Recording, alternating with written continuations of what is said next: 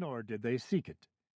The facts they wanted were those that confirmed an applicant was indeed a veteran and entitled to a pension. Pyatt gave them what they needed. He was granted his pension, and his file contains little additional information.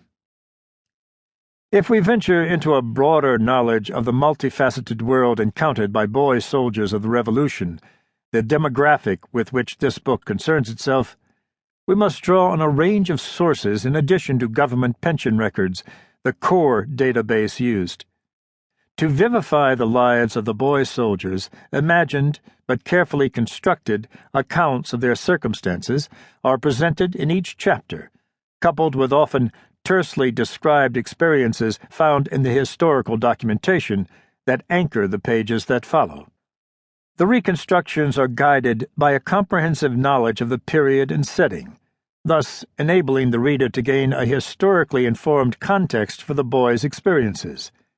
Some personal records from the era have survived by luck or accident: a letter tucked into the pages of a book, a receipt in the back of a ledger, a notebook or diary stored in a chest of old clothes. Others were carefully placed in boxes or tied with ribbon and handed down from generation to generation. All involve the decision by someone to make the document available to libraries or museums. Public documents, such as court records or pension applications, were often kept by the government bodies that created them.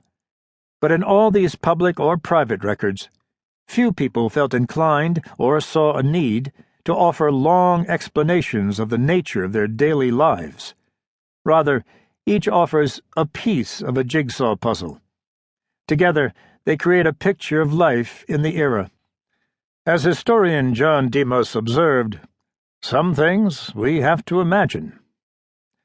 Although soldiers younger than 16 are the smallest demographic of campaigners, does that make an attempt to collect their dispersed stories of little meaning?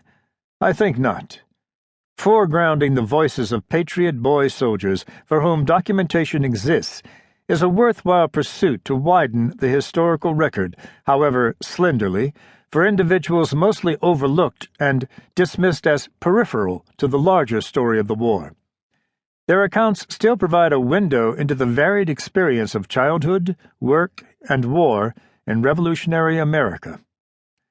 Guided always by the supremacy of the primary documents, we can provide a reasonable, contextual sketch of some of these youngest soldiers' experiences, such as John Pyatt's first year in the Army. The sources that survive from him and his relatives are few. However, there is a broad range of other historical sources, genealogical records, other pension applications, memoirs, letters, and regimental records that survive from the era that provide information about military life generally and this campaign in particular. By piecing together other evidence, we can imagine his first year in the Army. Perhaps it was like this.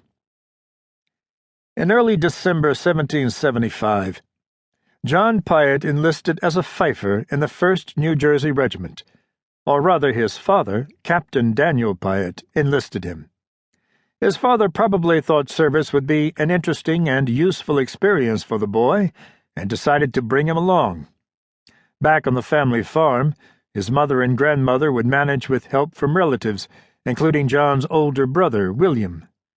William was a staunch supporter of the Patriot cause, but he was waiting on the sidelines. He hoped he could secure a lieutenant's commission, and so bided his time.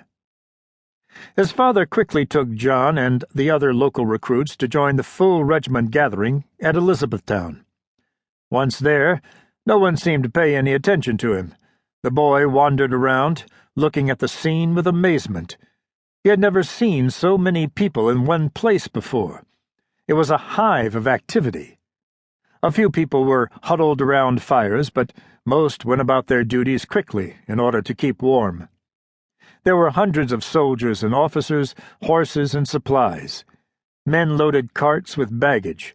Sutlers, traders licensed to sell goods to the soldiers, were hawking their wares.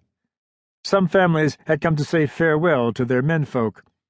A few women and children arrived to travel with their husbands and fathers who were in the army.